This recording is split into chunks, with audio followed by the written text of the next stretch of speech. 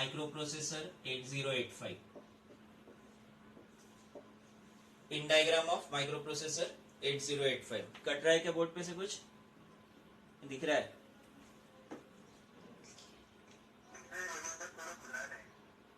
Blur है अभी।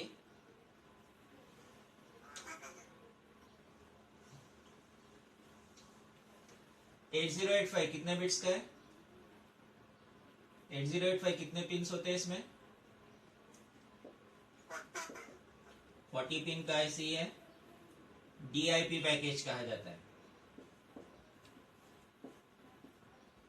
DIP means rectangular IC. Rectangular IC, इसके दोनों साइड में पिंस होते हैं। ये हम लोगों ने ब्लॉक डायग्राम में भी देखा था। ब्लॉक डायग्राम में हम लोगों ने टोटल 40 पिंस कनेक्ट किए थे। और सेम डायग्राम हम लोग यहाँ देखते हैं, पिन डायग्राम देखते हैं। सेम कंसेप्ट पिन डायग्राम में देखते हैं। 40 पिंस का ये डायग्राम है। एक आधे बार पूछा जाता है, हमेशा नहीं पूछा जाता है। यहाँ पे छोटा सा एक सेमी सर्कल होता है जिसे नॉच कहा जाता है, और यहाँ डॉट होता है। ये डॉट रिप्रेजेंट करता है, लेफ्ट साइड में डॉट होता है, डॉट रिप्रेजेंट करता है पिन नंबर 1। यहाँ से पिन नंबर 1 स्टार्ट होता है। 1 2 3 4 5 6 7 8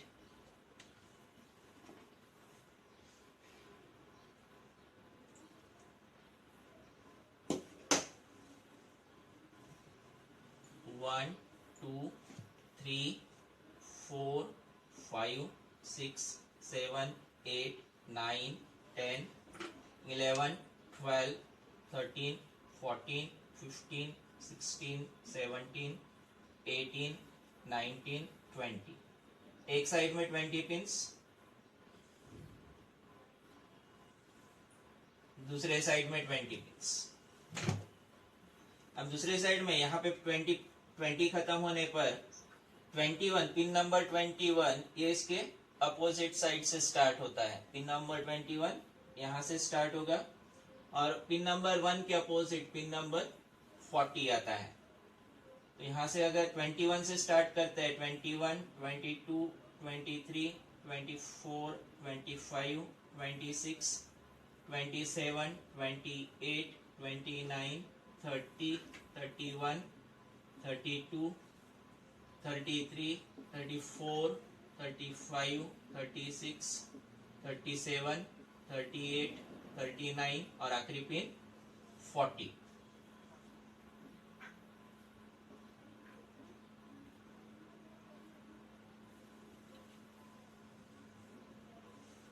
इसकी पिंस बाहर लेते हैं।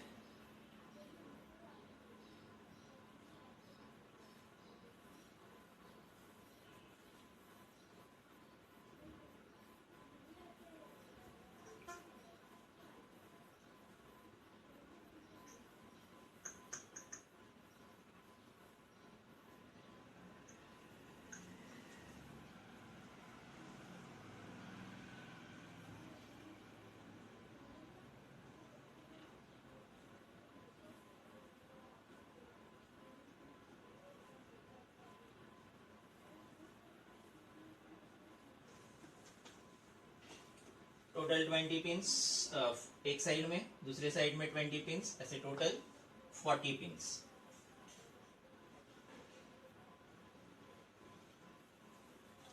इन 40 पिंस को ध्यान में रखने का तरीका है, एक साथ 40 पिंस ध्यान में नहीं रहते हैं।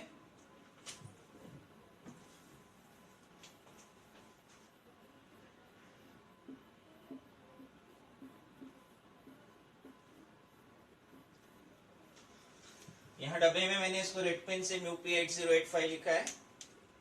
नहीं दिख रहा होगा तो भी मैं यहाँ बता रहा हूँ 8085 लिखा है, 8085।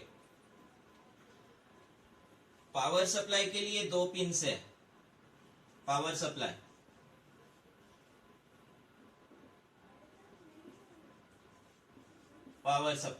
इसमें पिन नंबर 40 प्लस वीसीसी और पिन नंबर 20 वीएसएस।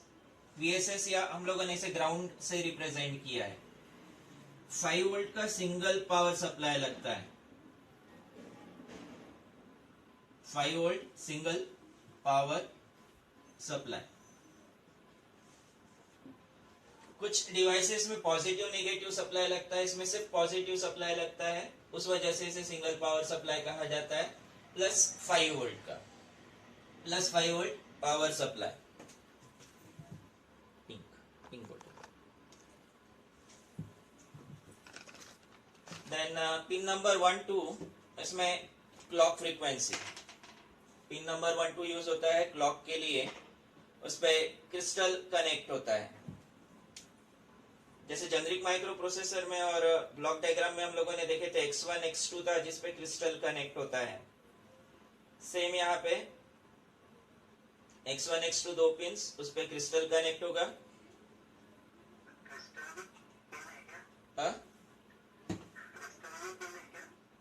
क्रिस्टल यानी पिन नहीं है, क्रिस्टल यानी एक्सटर्नल कंपोनेंट है जो ये दो पिंस पे कनेक्ट होता है।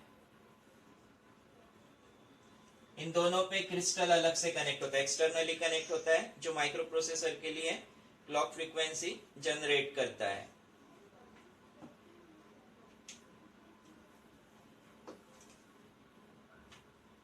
Clock frequency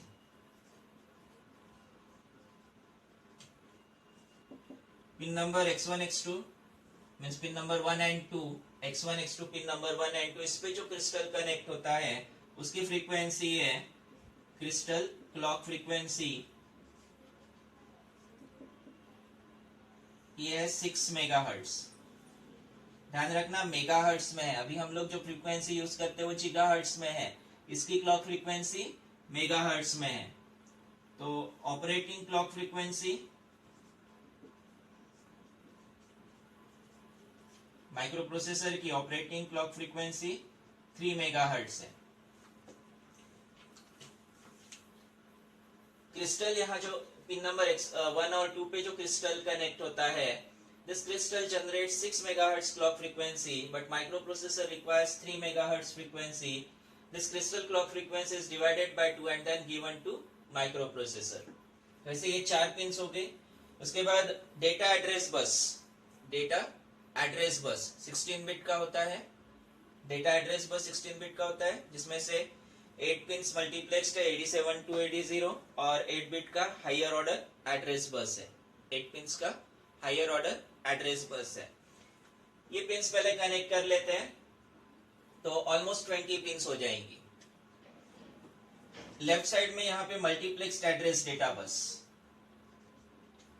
AD7, AD6, AD5, AD4, AD3, AD2, AD1, AD0, 1 2 3 4 5 6 7 8 multiplexed address data बस। और हायर ऑर्डर एड्रेस बस यहाँ पिन नंबर 12 से स्टार्ट हुआ है मल्टीप्लेक्स्ड एड्रेस डेटा बस 0 1 2 3 4 5 6 7, देन 8 आएगा तो 8 19 के आगे 20 पे स्पेस नहीं है, 21 से स्टार्ट होगा। 21 से आएगा A8, A9, A10, A11, A12, 13, 14, 15, total 16 pins हो गए। 16 प्लस 4 20 पिंस हो गए। अब बचे हुए पिंस के लिए टेक्निक हम लोगों को कुछ यूज करना पड़ेगा, ध्यान में रखना है। ब्लॉक डायग्राम का अपर मोस्ट पार्ट जो होता है, ब्लॉक डायग्राम का अपर मोस्ट पार्ट, उसमें लेफ्ट साइड में इंटरप्ट कंट्रोल है तो राइट साइड में सीरियल डेटा ट्रांसफर या सीरियल आईओ कंट्रोल है।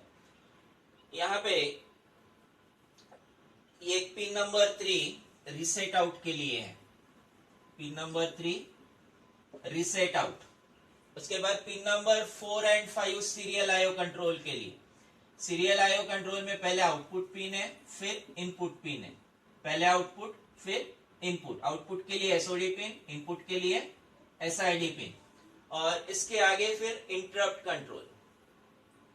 पहले हम लोगों ने यहाँ क्रिस्टल क्लॉक लगाया, क्रिस्टल X1 X2 दो pins, then reset out, serial IO control, serial IO control के बाद देन इंटरप्ट कंट्रोल के pins according to priority. Highest priority किसकी है? इंटरप्ट्स में हाईएस्ट प्रायोरिटी किसकी है? ट्रैप। ट्रैप हाईएस्ट प्रायोरिटी पे, उसके बाद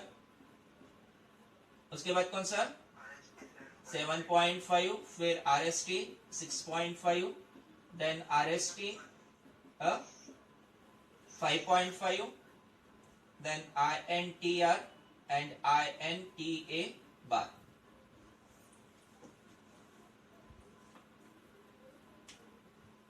यहां से यहां तक ये इंटरप्ट की पिंस होगी, ये दो pins serial IO control,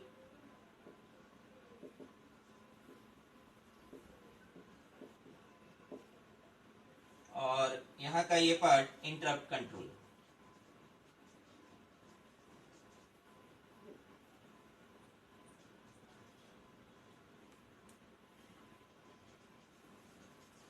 interrupt control ध्यान में रखने के लिए ऐसे पार्ट्स में से ध्यान में रखा जा सकता है। AD0 to AD7 ये पिंस कौन सी,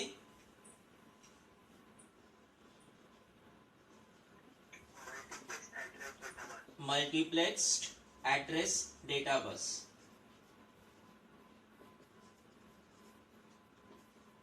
multiplexed address data bus. Then A8 to A15 is higher order address bus.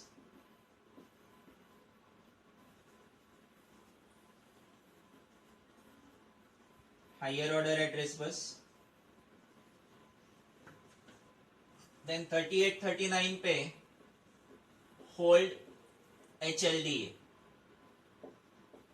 These two pins are for DMA control. क्या होता है हम लोग इसको डिटेल में डिस्कस करेंगे, अभी सिर्फ पिंस के नाम देखते हैं।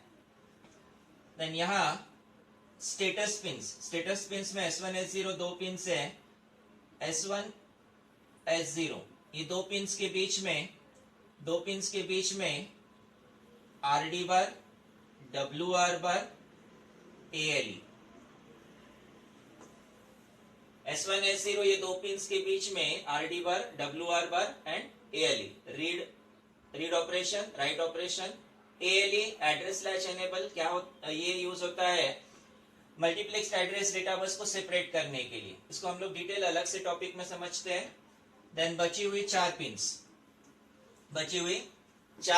ये चार पिंस में clock out, reset in bar, ready and IO/M bar. S1 के जस्ट ऊपर IO/M बार, S1 के जस्ट ऊपर IO/M बार। तो होल्ड एक्नॉलेज के जस्ट नीचे clock out.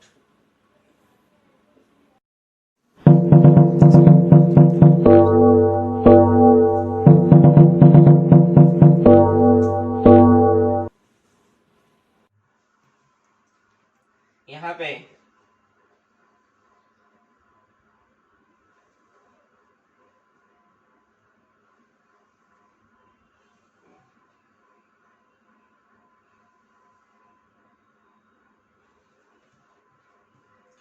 Total 8 lines data के लिए।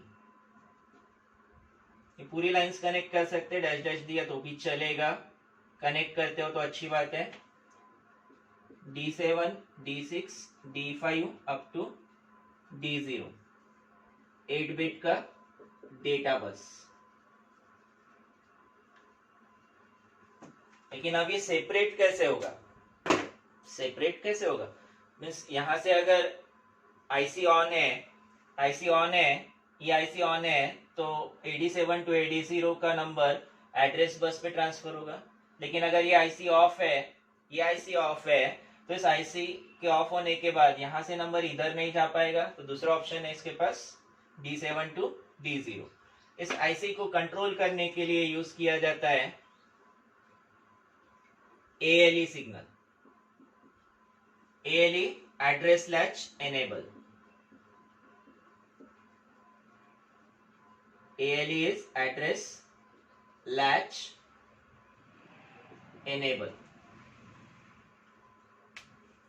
ALE सिग्नल है जो इस लैच को कंट्रोल करता है। अगर address latch enable ALE signal low voltage है तो ये लैच डिसेबल्ड है।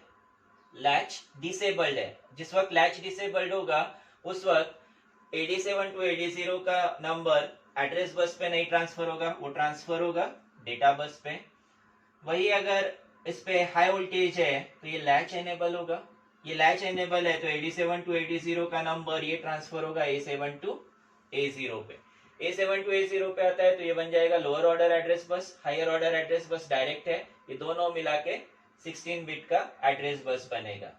87 to 80 in multiplex address data bus को सेपरेट करने के लिए ALE सिग्नल का यूज किया जाता है। ये समझ में आ रहा है?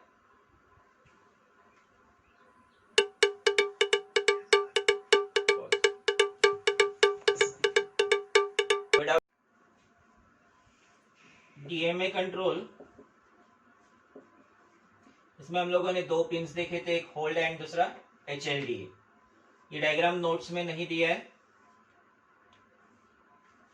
यहां समझने की कोशिश करो इसको, और ये डायग्राम कहीं ड्रॉ भी नहीं करना है, सिर्फ अपने कंसेप्ट के लिए। माइक्रो प्रोसेसर 8085 और इधर ये मेमोरी IC, बहुत सारे memory locations, number of memory locations.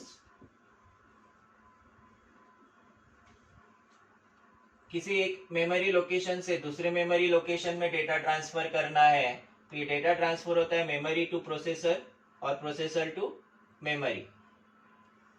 इसको मेमोरी को एड्रेस करने के लिए जरूरत पड़ती है एड्रेस बस की, एड्रेस बस, और डेटा ट्रांसफर करने के लिए डेटा बस की। डेटा बस बाय डायरेक्शनल होता है, एड्रेस बस यूनिडायरेक्शनल होता है।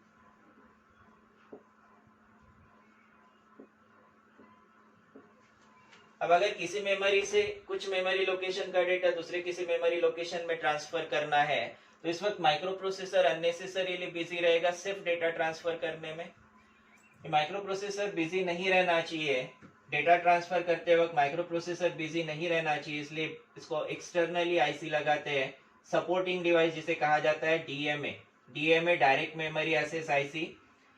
जब भी डेटा ट्रांसफर करना है, memory to memory data transfer करना है तो DMA माइक्रो प्रोसेसर को होल्ड सिग्नल देता है। DMA provides hold signal to, DMA gives hold signal to microprocessor. When microprocessor receives hold signal, microprocessor completes its current operation with address and data bus. Data और address का जो current इसका operation चल रहा है उसे कंप्लीट करता है और एड्रेस डेटा बस रिलीज कर देता है। जैसे एड्रेस डेटा बस रिलीज करता है, ये रिलीज कर दिया, DMA को कैसे समझेगा? HLDA से, hold acknowledge, HLDA hold acknowledge.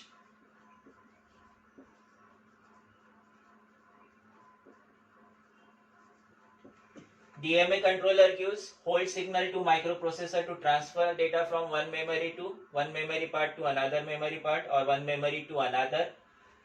When microprocessor receives hold signal, microprocessor completes current operation with address and data bus. ऐसे छोड़ नहीं देता, तुरंत छोड़ नहीं देता, अपना जो भी करंट ऑपरेशन करा एड्रेस और डेटा बस के साथ वो कंप्लीट करता है और एड्रेस डेटा बस को रिलीज कर देता है। अब रिलीज कर दिया, ये कैसे समझेगा इसे? By using HLDA hold acknowledge signal, microprocessor generates, by releasing address data bus, microprocessor generates hold acknowledge signal and it is given to DMA direct memory access. Now this DMA has access of address and data bus. By using this address and data bus, now DMA transfers data from one memory location to another memory location. DMA transfers data from one memory location to another memory location. इस वक्त अब micro processor busy नहीं है, micro processor free है, यानी इसको आराम करने के लिए टाइम मिल गया। बराबर है ना? मैंने अपने पढ़ाई करने का काम किसी और को दे दिया तो अब मुझे आराम करने के लिए उतना टाइम मिलेगा, मिलेगा ना? Yes sir. लेकिन ये ऐसा आराम नहीं करता है। इसने शुरुआत में जो एड्रेस और डेटा बस से डेटा लेके आया था, शुरुआत में जो डेटा अपने पास ट्रांसफर किया था, उससे इंटरनल ऑपरेशंस, जो भी इसके पास इंटरनल ऑपरेशंस अवेलेबल है वो कंप्लीट करेगा और जैसे इसको वापस से एड्रेस डेटा बस मिलेगा फिर से नए डेटा के लिए कोशिश करेगा। ऐसा कोई और मेरा काम कर रहा है तो मैं आराम करूं, ऐसा इसका फंक्शन नहीं है। कोई और इसका काम कर रहा है तो मीन वाइल इज ड्यूरिंग ये अपने दूसरे ऑपरेशंस को, इंटरनल ऑपरेशंस को कंप्लीट करता है। Memory to memory data transfer करने के लिए सिर्फ डीएमए को यूज किया गया है, लेकिन बाकी इसके जो इंटरनल ऑपरेशंस है, कैलकुलेशन हो गया या फिर कोई और प्रोसेस हो गया, वो प्रोसेसिंग इसी को करना है, ये अपना काम कंप्लीट करेगा।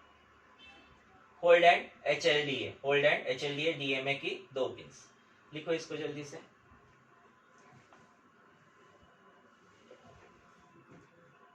ये डायग्राम कहीं पे ड्रॉ करना नहीं है, कहीं ड्रॉ करना नहीं है, सिर्फ इसके ऑपरेशंस लिखना है, पिंस को एक्सप्लेन करना है। पिन डायग्राम पे डायरेक्ट पिन डायग्राम ड्रॉ करने के लिए क्वेश्चन आ सकता है, या फिर कोई 3 या 4 पिंस एक्सप्लेन करने के लिए क्वेश्चन हो सकता है। जैसे यहाँ पे होल्ड एचएलडीए बताया मैंने, या फिर एएलई सिग्नल हो गया, या फिर आगे RD bar. RD bar generic microprocessor में भी था, RD bar, WR bar. RD bar read operation, microprocessor memory से डेटा रीड करेगा। WR bar write operation. Microprocessor, इसके साथ मेमोरी आईसी कनेक्ट है। इस मेमोरी आईसी में नंबर ऑफ लोकेशंस कनेक्टेड है। एड्रेस बस के थ्रू कोई एक मेमोरी लोकेशन सिलेक्ट होगा, एड्रेस बस के थ्रू कोई एक मेमोरी लोकेशन सिलेक्ट होने के बाद कंसीडर करते ये लोकेशन सिलेक्ट हुआ, अब इस लोकेशन में डेटा राइट करना है या रीड कर, इस लोकेशन से डेटा रीड करना है, वो कैसे पता चलेगा? कैसे पता चलेगा? या तो आरडी बार या फिर डब्ल्यूआर बार से। और डेटा रीड राइट के लिए data bus, bidirectional data bus, microprocessor से आरडी बार,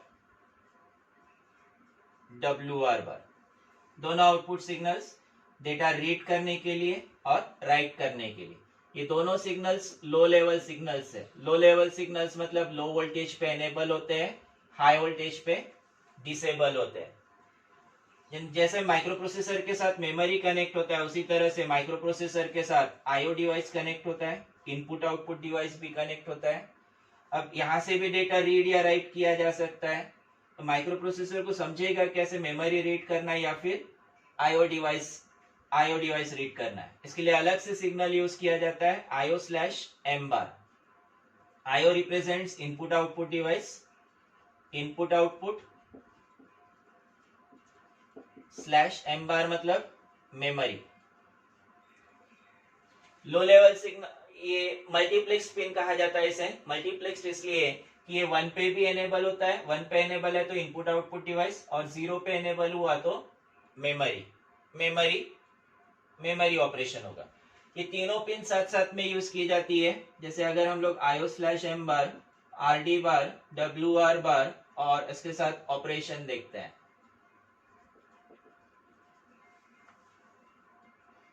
लो लेवल सिग्नल मतलब लो पे एनेबल, हाई पे disable.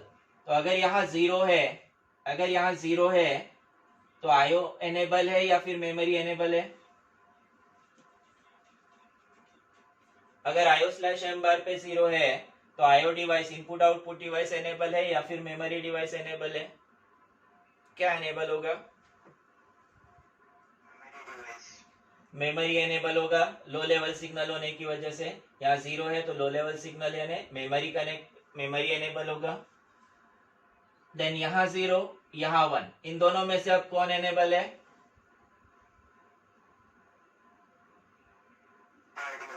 RDR, read signal enable है। RD bar read signal enable है, तो यहाँ ऑपरेशन होगा मेमोरी रीड ऑपरेशन। देन फिर से यहाँ 0 देते हैं, यहाँ 1, यहाँ 0, अब कौन सा ऑपरेशन होगा? Memory write operation. यहाँ बार लिखने की जरूरत नहीं है कि पिन के लिए बार लिखते हैं, जब हम लोग रीड और राइट या मेमोरी ऐसा लिखते हैं तो उस वक्त बार देने की जरूरत नहीं है, ये नहीं भी दिया तो चलेगा। यहाँ ये पिन को मैंने पिन को लेबल किया था, इसका फुल फॉर्म लिखा था, इसलिए यहाँ पे इसके ऊपर बार दिखा है। देन यहाँ 1 अगर देते हैं तो अब आईओ डिवाइस एनेबल है। 0 देते हैं, 1 देते हैं, अब क्या होगा? आईओ डिवाइस रीड की राइट? एनेबल कौन है? रीड ऑपरेशन की राइट ऑपरेशन? 0 पे एनेबल है, ये चेंज नहीं होगा, ये वैसा ही रहेगा। RD बार मीन्स रीड एनेबल है और इस पे 1 है यानी ये डिसेबल्ड है, तो IO read. IO slash M बार पे 1, RD बार 1, RD बार 1 यानी एनेबल की disable? Disable. WR bar enable means write operation, IO write operation. ये तीनों पिंस साथ साथ में यूज होती है, कंबाइन यूज किया जाता है रीड और राइट ऑपरेशंस के लिए। कहां से डेटा रीड करना है, कहां पे डेटा राइट करना है, वो बताने के लिए साथ साथ में IO स्लैश M बार सिग्नल भी दिया जाता है। ठीक है, ये लिख लो इसको।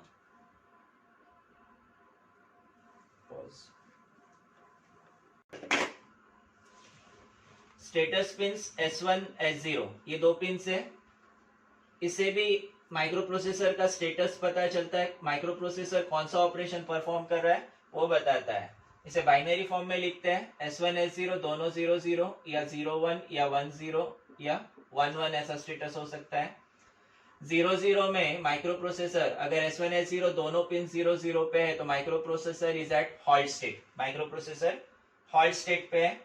01 तो माइक्रो प्रोसेसर राइट ऑपरेशन करता है, 10 पे रीड ऑपरेशन होता है और 11 के लिए fetch operation, specifically opcode fetch कहा जाता है।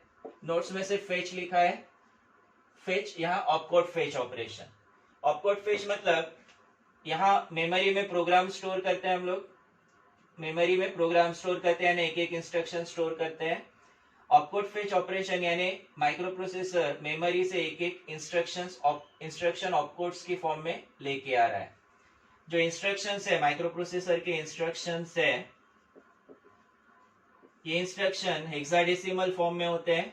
इंस्ट्रक्शन हेक्साडेसिमल कोड्स की फॉर्म में होते हैं। इन कोड्स को कहा जाता है ऑपरेशनल कोड, ऑपकोड। इन ऑपकोड्स की फॉर्म में मेमोरी में इंस्ट्रक्शन स्टोर होते हैं। ये ऑपकोड्स मेमोरी से ट्रांसफर होते हैं इंस्ट्रक्शन रजिस्टर में when status pin has 11। Status pin पे जब 11 है उस वक्त माइक्रो प्रोसेसर ऑपकोड्स लेके आ रहा है, एक एक ऑपकोड इंस्ट्रक्शन रजिस्टर में ट्रांसफर कर रहा है। कोई डाउट इस पे? कोई डाउट? कौन सा 11 वाला?